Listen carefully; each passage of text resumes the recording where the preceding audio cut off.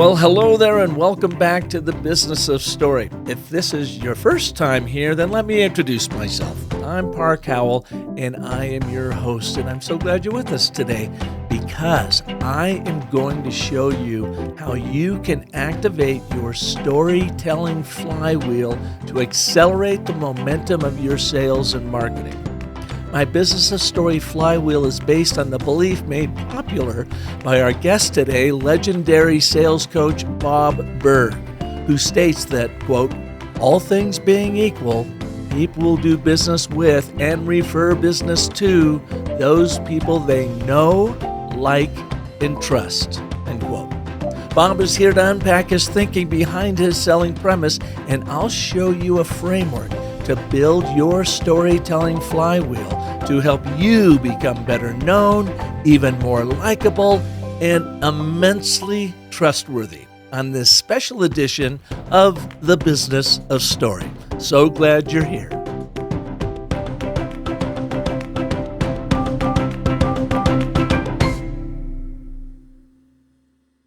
I find it interesting that once again, the tripartite three-act structure of storytelling emerges in this idea of people buy from and refer to people they know, like, and trust. I recently realized that you can use these three elements of being known, liked, and trusted as the structure for your personal and professional brand storytelling flywheel to grow momentum for revenue generation.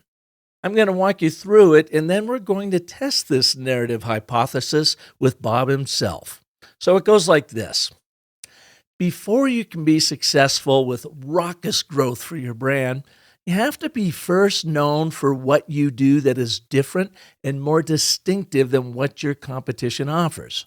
People need to know what you stand for if you are going to stand out in your crowded market.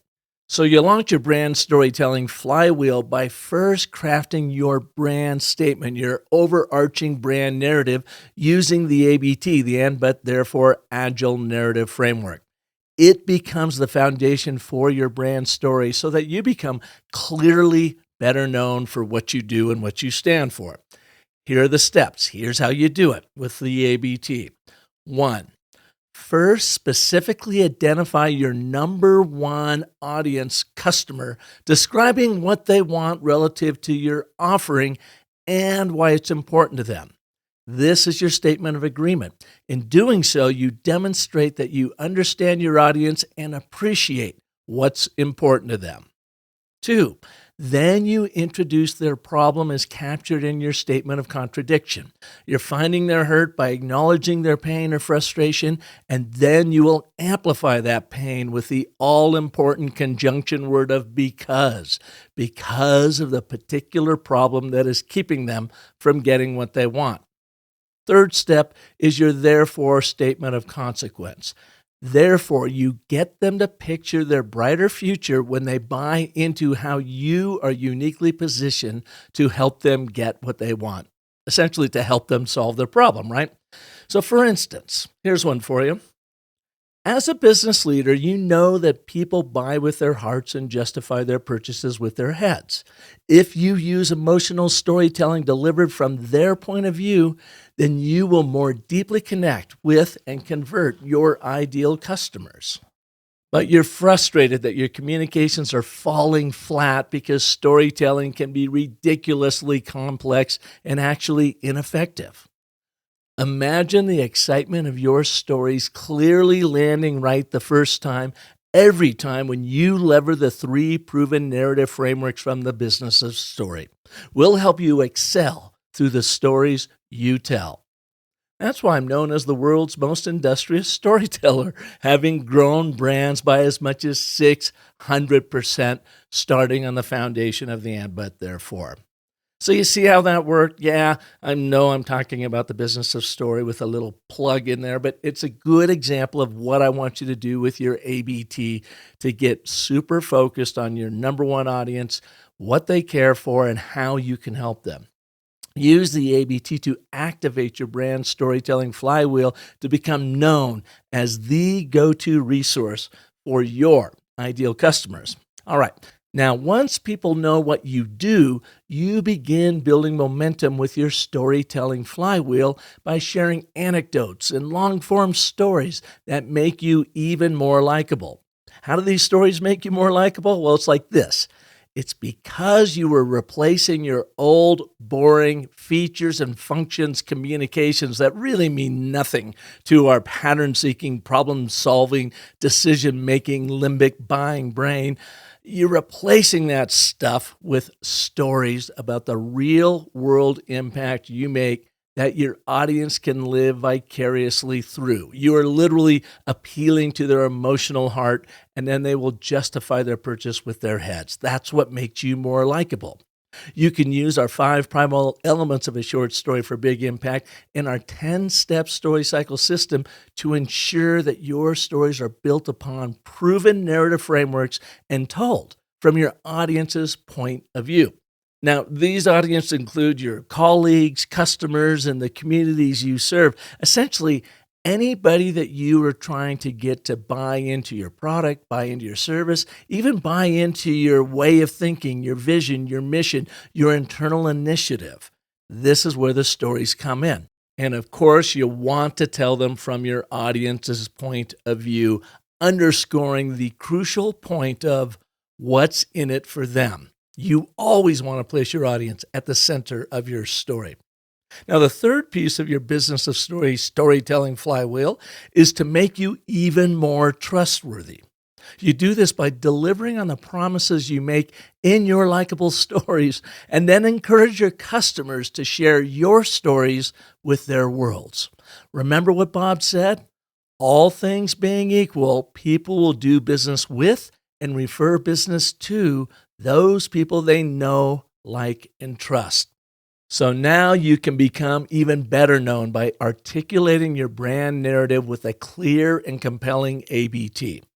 Then you'll become immensely more likable, sharing real-world stories using the 5 primal elements of a short story for big impact.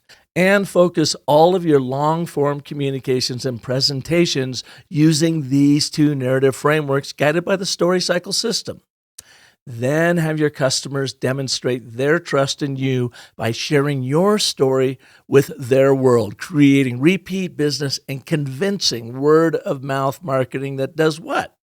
It makes you even better known, more likable, and truly trusted. And the flywheel continues its virtuous revolutions based on the stories you tell. You see how that all comes together? The know, like, and trust business of storytelling flywheel. It's both a communication strategy vehicle as well as a guide to help you know what stories to tell and when. It's designed to give you a significant advantage so that all things aren't equal when you are competing for that new customer, for that new job, or trying to help a customer overcome their old way of thinking that your innovative solutions are the answer to.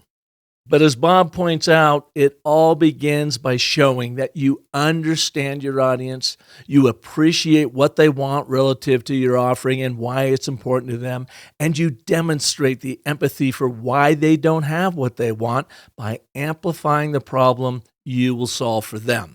And of course, it is absolutely critical that you tell your stories from their point of view.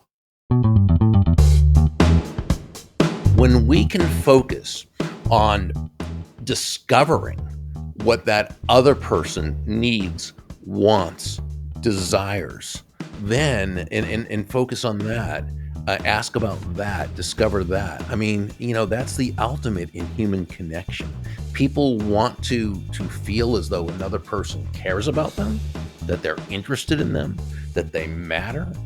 So really, likability is all about focusing on the other person when you think about it. For over 30 years, Bob Burg has been successfully showing entrepreneurs, leaders, and sales professionals how to communicate their value and accelerate their business growth. Although for years Bob was best known for his sales classic Endless Referrals, it's his business parable The Go-Giver, co-authored with John David Mann, that has created a worldwide movement. You might even call it a sensation.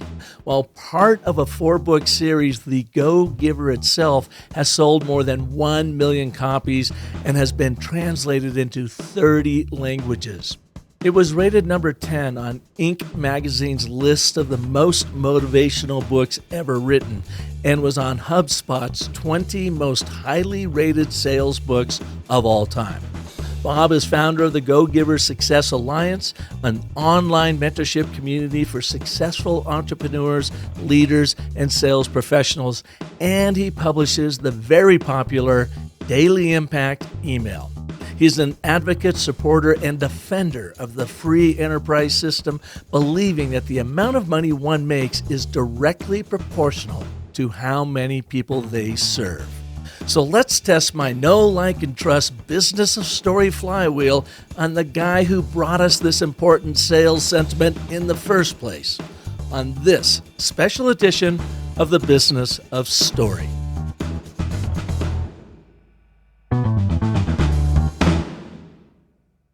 Hello, Bob Burg, and welcome back to the Business of Story. Hi, Park. It's great to be back. You were with me in show number 95, Wow. which was like 350 episodes ago. And you know what? I still go back and refer back to your Go-Giver book. Thank you. What a nice compliment. You know, I mean, you really captured the power of a parable in there, and I just so enjoyed that. I imagine you've sold millions and millions of copies of that thing.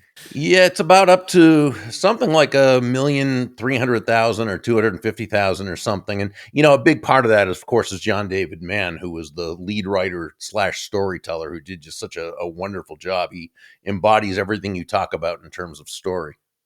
Well, and then you came across my radar screen again just a couple weeks ago. I was talking to a gentleman actually over in Switzerland, and we were comparing notes about storytelling and this whole concept of the flywheel that so many people try to do, in the startup world in particular, is introduce your brand, get people to buy into it, have them return, and become promoters of your story. And it's this kind of flywheel. I was thinking, that works in storytelling too, this storytelling flywheel. And the guy says to me, yeah, it's all about people buy from people who they know, like, and trust. And I've heard that for so long. And I thought, who actually came up with that concept of people buy from people who know, like, and trust? I know that sentence is a little bit longer. We're going to cover that. And it circles back to you. And I didn't know that. So I said, Bob, can you come on the show? Can we explore that just a little bit? Yeah, well, and I'm glad you did. It's a phrase I've been using for a long time, and I'm always happy to talk about it. It's also a phrase that kind of gets misused a lot and sort of misquoted, and I think sometimes misunderstood as well. Well, that's great, because I want to unpack it with you, only because I'm a big believer in it. And it's something that was always rattling around in the back of my head until this guy brought it up. And so I said, okay, there's something else I'm doing, Bob. I'm doing this serendipity journal. And a coach suggested that she said, just go ahead and write down when weird occurrences happen and then start paying attention to those weird occurrences, because the world's trying to tell you something. So when I looked it up and came across you, I go, okay, that's a weird occurrence. And I would love to unpack and have you unpack for us, what does that term really mean, or how did it come about, and give us the full context of it. Okay, so yeah, the actual full quote is that all things being equal, people will do business with and refer business to those people they know, like, and trust. Now, the term know, like, and trust, that phrase, I'm sure that's probably been around forever. I can't imagine that part would have been just me. But it's kind of more than just know, like, and trust. The first part of it, all things being equal, is actually the premise or the foundation that causes the rest of it to make sense. And I first learned that from my dad, who back in the after World War II, he was a trainer and a manager at the famous Fifth Street Fight Gym run by Angelo and Chris Dundee, who most Hmm. people today wouldn't remember, but for fight fans, they'd know that was the famous I Fifth Street certainly do. Gym, Oh, right? yeah.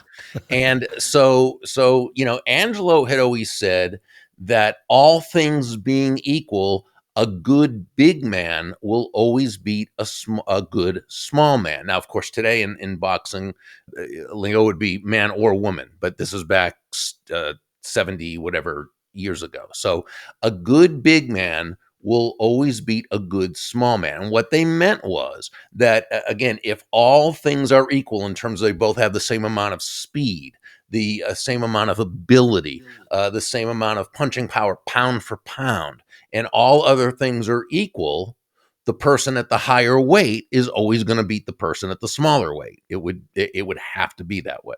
Okay, Hmm. so I Pure look at physics here is what you're talking about, yeah, right? exactly. And so now, so you look at that in terms of sales, and we know how important the relationship is. Okay. And so we could say all things being equal. Now, by the way, first, there's people who will say, well, but things aren't always exactly equal. That's okay. You could say close enough to equal. And I'll give you a couple of examples in a moment. Okay.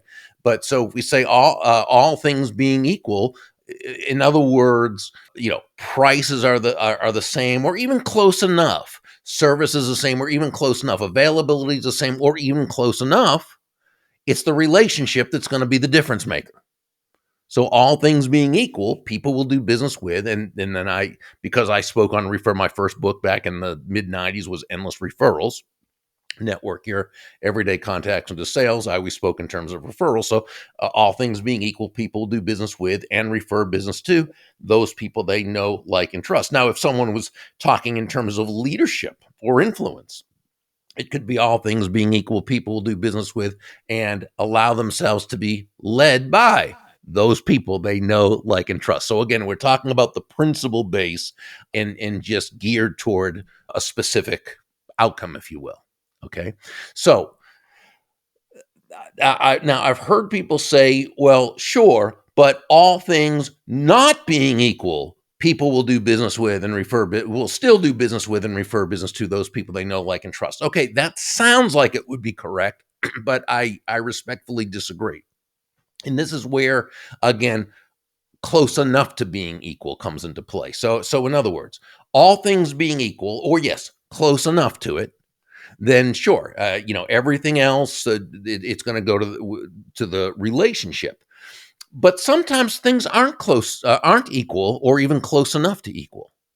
So let's say, for example, you have a great relationship with a prospective customer or a current customer or whatever, and they need your product with a 10-day delivery, and you just can't get it there. It's not going to happen.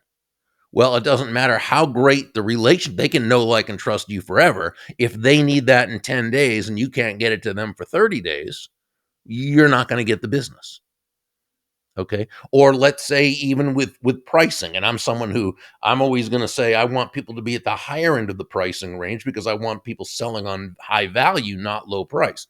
But if it's too unequal, if it's basically the same product, same service, or but you've got a price that's just totally, way off the charts, no, then the same thing is not going to happen. So there has to be some kind of equality or close. And so let me give you a personal example I guess outside of sales, although it's certainly still sales. When I was a little kid, we had this dentist that was about 5 miles away. His name was Dr. Von Salides, Dr. V, we called him. And he was wonderful. Great guy. And his assistant, Irma, they were just, wonderful people. So we went to them until I was, I guess, about 5 years old, almost 5 years old, when we moved about 50 minutes away, 45, 50 minutes away. Okay. Now, that was quite a distance, but my parents and myself and my sister loved Dr. V. So we continued to use Dr. V. And twice a year, we'd make the 45, 50-minute trek up to see Dr. V and Irma. Now, things weren't equal, but they were close enough to equal that we still used him, even though we could have gone to somebody in this new town 5 minutes away. There were plenty of dentists there. Okay, but we knew, loved, and trusted Dr. V. Now, eventually, I moved to Florida. It was in Massachusetts where this took place, where I grew up. Eventually, I moved to Florida. Now, I still love Dr. V and Irma, okay? But when I moved to Florida, I was now not going to twice a year, drive 30 minutes to West Palm Beach, take a plane, 3 hours to Boston, rent a car or take a cab, go through the Callahan Tunnel or Sumner Tunnel, I can't remember, and go all the way up to, right, and do that, and then have my teeth clean, come back. In other words, things were not close enough to equal. It didn't matter how much I knew, liked, loved, trusted Dr. V and Irma. It wasn't happening. I found a dentist down here. Okay. So that's really what it comes down to, Park. So again, I'm just going to say, all things being equal or close enough to equal, people will do business with and refer business to those people they know, like, and trust. Like and trust.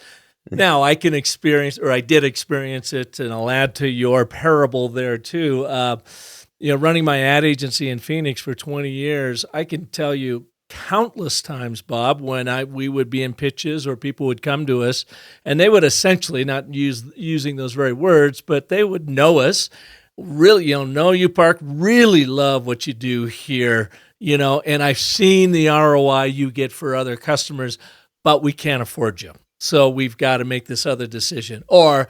But it's too expensive. Can you come way down in price? And we weren't the high price leader either, but I was a big believer that we get paid on outcomes, not by the hour, Sure. And so we would have to say no to a lot of that and move ahead.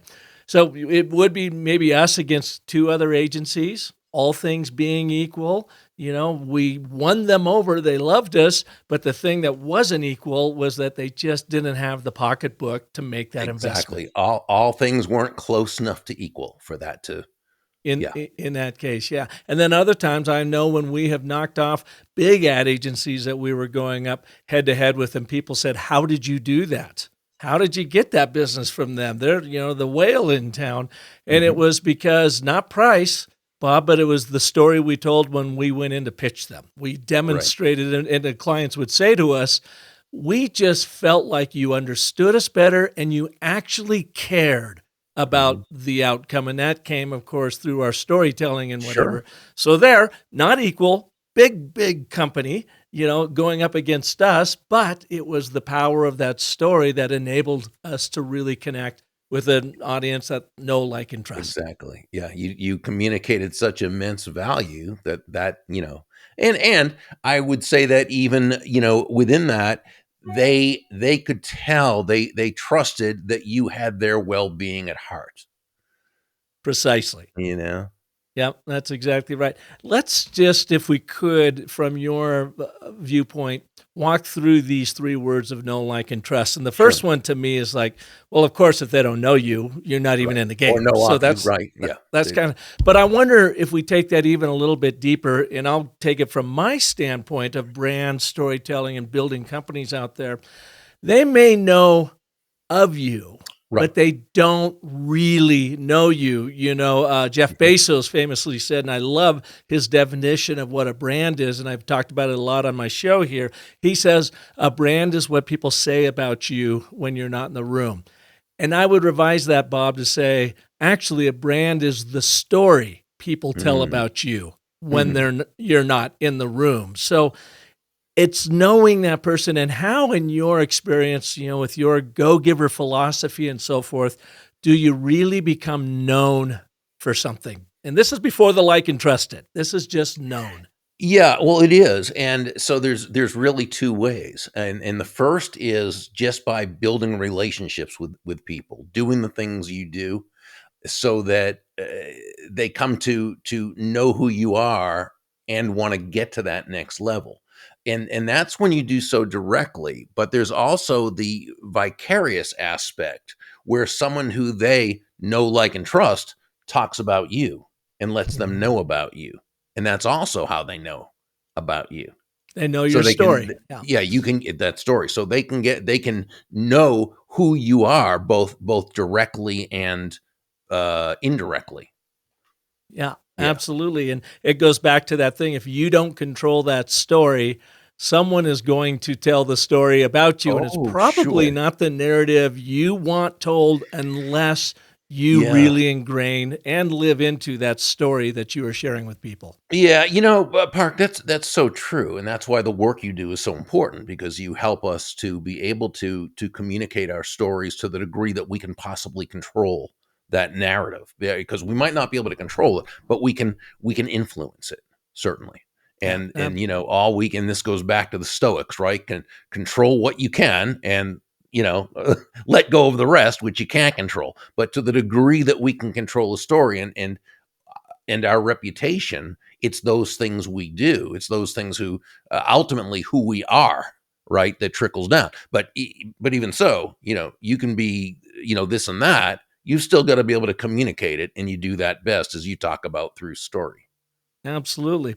So you get known, right? And I know you as the go-giver guy. You're everything I see about you, you're very consistent in your story, and Thank you. it's about giving as much of yourself to help people get what they want, and they in turn will then help you get what you want, right?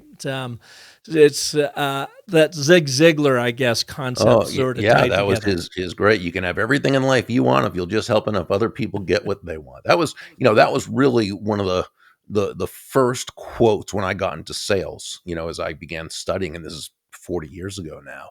And I thought that was such a magnificent quote from Zig because it pretty much said everything we need to know about sales, but really about life. Mhm. Yeah. Yeah, isn't that the truth? Don't make it Yeah. about you, and where I see it all the time, and I'm reminded of it, Bob, is if I'm going up on stage to do a keynote or a workshop or whatever, and I get the butterflies and I start, like, stressing out, I can't sleep maybe very well the night before, Mhm. I'll say, "Whoa, Park, the reason why you're so stressed out is you're making it about you and your ego versus just show up and be a service to that audience." Yeah. And I've done the then same. it all Absolutely. goes away. Yeah. Those nerves go away. I'm just here to help. Mhm. Even Isn't if I that isn't fall that off the front of the stage, get a yeah. bloody nose, and pass gas in the process, I'm not going to worry about it as long as I am in service to them, right? So let me ask you this. So you're known to me as the go-giver. I'm known as the world's most industrious storyteller. I go and help people excel through the stories they tell. That's what we're known for. But how do you become likable beyond just having a gregarious personality? Because that's only going to get you so far. Yeah, and I don't think you have to even be gregarious to be liked. I mean, you can be introverted and be liked. But I think, and I think introverts a lot of times have even a more of an advantage because introverts tend to not have to be the deal. Introverts are much more likely to ask questions and want to listen. And I think to the degree that you make the other person the star, that's the degree to which you're likable. One of the things I found out, again, I'll go back 40 years ago to when I started in sales, and I was on the telephone a lot. And, one thing I found out very quickly, Park, was that nobody ever hung up the phone on me while they were talking. It was really an amazing thing, right? If I'm talking about myself and my product and my service, they're, not really that interested. But if they're talking about themselves, and they are engaged, they are connected, they can go on forever. It's sort of the old, we've all, at least once in our lives, been in a conversation with someone who let us do practically all the talking about ourselves, right? And we sort of came away from that conversation saying to ourselves, wow, what a fascinating conversationalist that person is. So I think the easiest way to be liked is to focus on others. Wasn't it Carnegie or Carnegie, however you say that last name, Dale Carnegie, that said that that was one of his points? If you want to be a fascinating conversationalist, just shut up and listen. And that, Yeah, I mean it's so true, and I mean I think that's just human nature, and it's Mhm. probably, well, if it's human nature, then it always has been that way. That's why it's human nature, and probably always will be. But I think that's so important when we can focus on discovering what that other person needs, wants, desires, and focus on that. Ask about that, discover that. I mean, that's the ultimate in human connection. Mhm. People want to feel as though another person cares about them, that they're interested in them, that they matter. So really, likability is all about focusing on the other person when you think about it. Do you always, Bob, place personal relationship likability above the likability of your product or service? I don't think it's an either or. Okay. I think it's an and, because if you don't have the product or service, if it's not good, I mean, that's the baseline. You've got to have something good. Mhm. However, you can have something really good. But if people don't know you, if they don't like you and they don't trust you, it's going to probably go nowhere. Okay. On the other hand, if you have a horrible product, but you're just great at selling it, you're gonna, just go out of business faster because it's, Well, it's there- gonna go to that, "No, right. like them, bought the stuff, but boy, I don't trust it No, because boy, it's crap." yeah, Yeah. and yeah, so I think it's both. Now, once you have that baseline great product or service, okay, well, the focus still, and as far as I'm concerned, needs to be on developing those relationships that are going to cause people to want to know more about it. And remember, people buy the salesperson before they buy the product. And I know there's a lot of people probably think, no, that's not true. Yeah, it's pretty true. Isn't that the truth? And what I often preach, Bob, is that your stories are not about what you make, but what you make happen.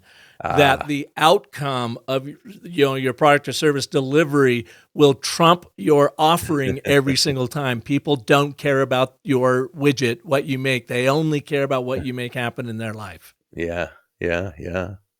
So where does the trust come from Trust. then? Is it both the personal trust, then delivering on those promises that you've made in that sales storytelling?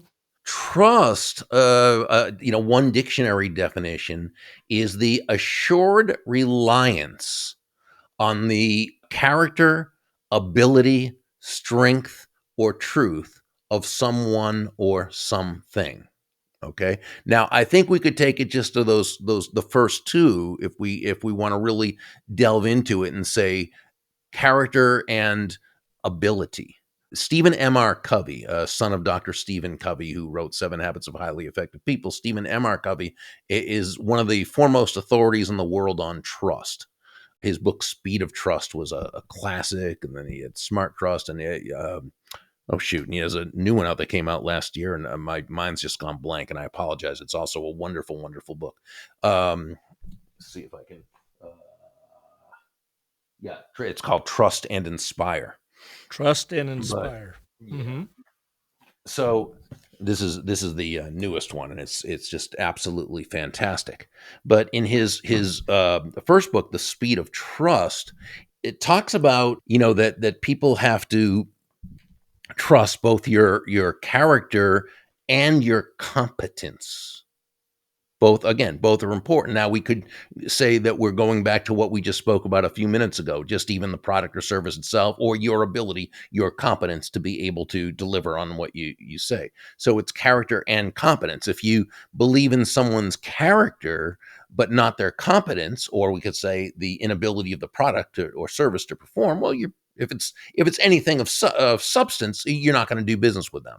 By the same token, if it's a good product or service and the person's good at what they do, but you don't trust their character, again, if it's something you're buying for a dollar, that doesn't matter. But if it's of any substance, if there's any loss that could be occurred, and you don't trust their character, well, then again, it's just not going to happen. But there's a few quotes from early in the book that I just think are so key. So he says so early on, and this is in the introduction. He says, take communication. In a high trust relationship, you can say the wrong thing and people will still get your meaning, right? Because they trust you. They know you, like, you, trust. They know what you mean.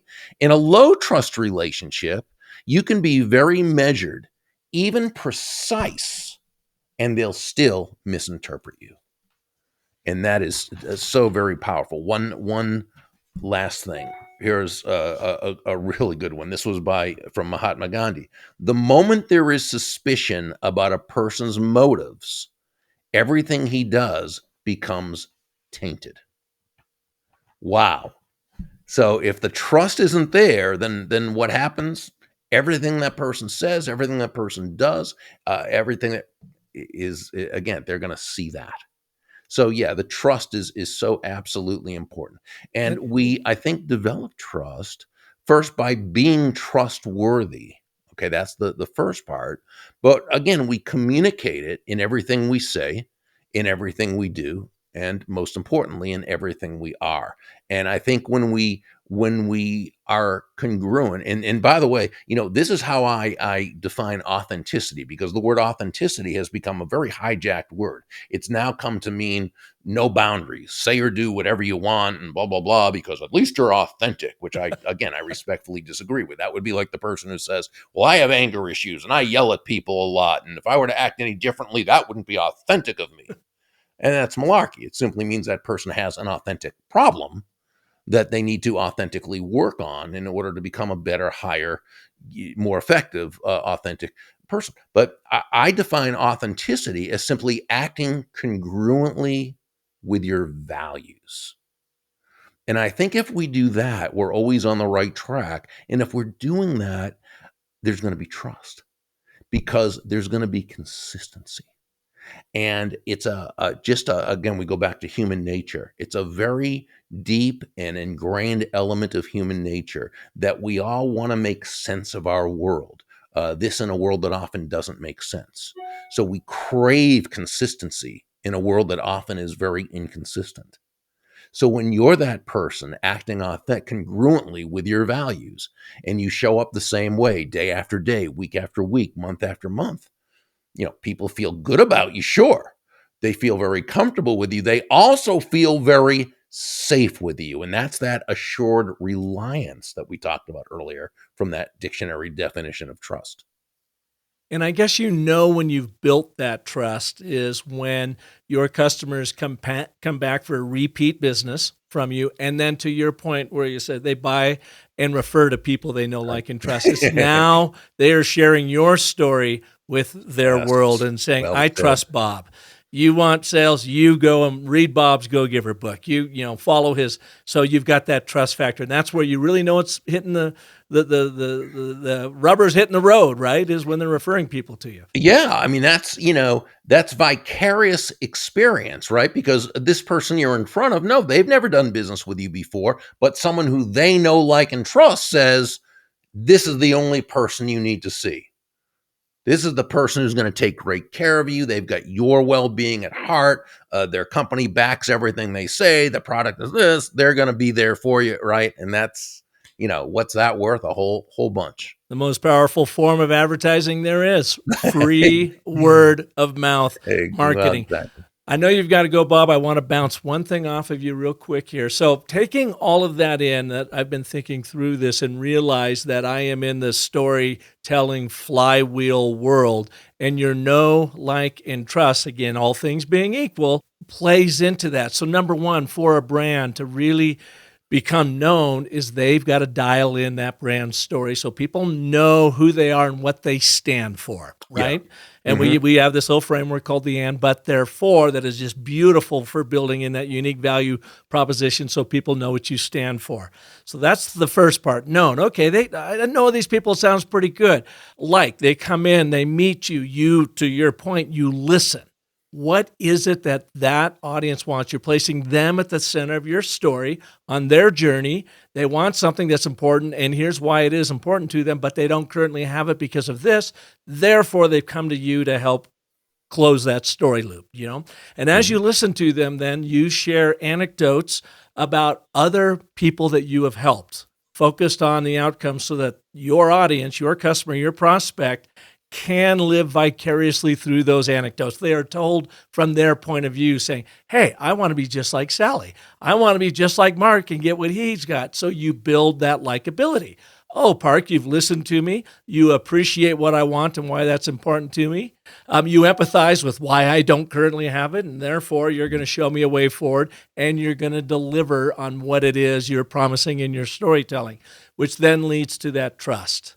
Thanks, man. You did it. I love working with you. In fact, I'm going to send Jerry over to work with you now, Right. and that continues that flywheel. So you get that momentum going, and they start sharing your brand story, your personal story, your product service offering story for you. And the idea is to build as many as those brand ambassadors through this concept of being known, being very likable, and delivering on the promises you make in your storytelling so you are immensely trustworthy. And love it that. just continues on. Yeah, we call those your personal walking ambassadors. Exactly And once right. you have that, wow, it's So that's my storytelling flywheel triggered, love and I'm going to tell you, triggered by that guy that said, it's all about being known, liked, and trust, which then kicked me into gear to go and find who actually said that and led me back to you, Bob. So thank you for being here today and kind of unpacking that for us. Park, I always loved speaking with you. And not only do I always enjoy myself, I always learn so much about the art of storytelling just from being in a conversation with you. So really my pleasure and my honor, and just great to reconnect. Well, thanks, Bob, and have a terrific 2024. This is going to be a fantastic year for all of us, I believe. Absolutely. Take care. Now, are you ready to activate your business of story flywheel to become even better known, more likable, and immensely trusted? Or maybe you know someone who needs this information too. If so, please share this episode. And if I can help you and your people build your business of story flywheel, just shoot me a note to park@businessofstory.com. Our show is produced by Caden Howell. Music is composed by Darius Holbert, and community development and marketing is by Marissa Hill. You're going to want to be with us next Monday when financial expert Jim Oliver of Create Tailwind will be here sharing how he uses storytelling to make the complex infinite banking concept simple for people who want to become their own bankers. That's right, you can thumb your nose at the old banking institutions who don't want you to know how you can keep more of your money and be your own financial backer, investing in income-producing properties and businesses through the infinite banking concept. You're going to want to be here, especially if you have a complex story you are trying to make simple. We'll show you how. And until then, remember that if you want to become better known, liked, and trusted, then focus on the most potent story you will ever tell. And that's the story you tell yourself. Thanks so much for listening, and I hope you have a marvelous day. See you soon.